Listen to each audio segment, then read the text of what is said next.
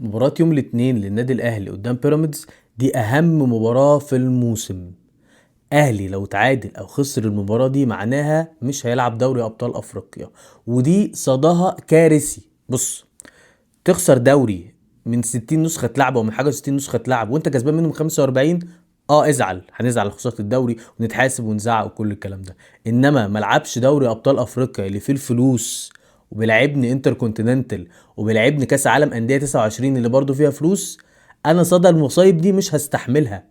الزمالك ايقافات القيد اللي عنده دي انه 3 مواسم بيلعب كونفدراليه ما بيلعبش دوري الابطال.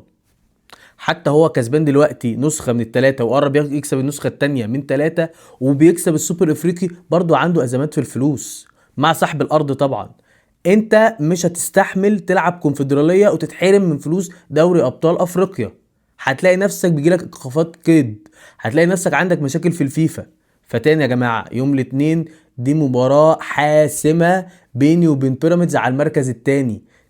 توجه اللعيبه والاداره والميديا بتاعت الاهلي، السوشيال ميديا والجمهور بقى يا جماعه الدوري ضاع فمش هروح يوم الاثنين. مفيش الكلام ده، انت هتروح يوم الاثنين ولازم تكسب بيراميدز يوم الاثنين في الدفاع الجوي اللي احنا غالبا او نادرا لما بنكسب فيه بيراميدز.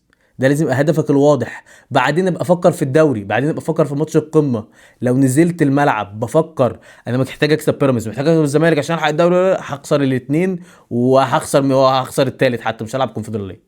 فتاني يا جماعه، التوجه الوحيد يبقى ان انا محتاج العب دوري ابطال افريقيا وناخد خطوه خطوه، وبعد ما الموسم يخلص واخد مركز تاني ابقى اتاهلت لدوري الابطال، نقعد بقى نتحاسب على الصفقات العبيطه اللي انا جبتها، نتحاسب على الاداره اللي تايهه، نتحاسب على تورب في ريبيرو في مساعدين كل اللي بيدفع لهم فلوس، نتحاسب على كل الكلام ده. انما دوري الابطال هو هدفك الوحيد الحالي من الموسم. وتصدير للناس ان الدوري ده اصل موجه للزمالك، دي يا جماعه ده عبط، وعهد الله عبط. لو انا طلعت مركز ثالث والزمالك مركز اول وفرق بينه وبينه 10 نقط ولا 9 نقط ولا 8 نقط، اقول لك اصل انا خسرته بالتحكيم، مش منطقي يا جماعه. فروقات النقاط دي مش طبيعيه. فركز، اللي قدامي محتاج اكسب بيراميدز يوم الاثنين.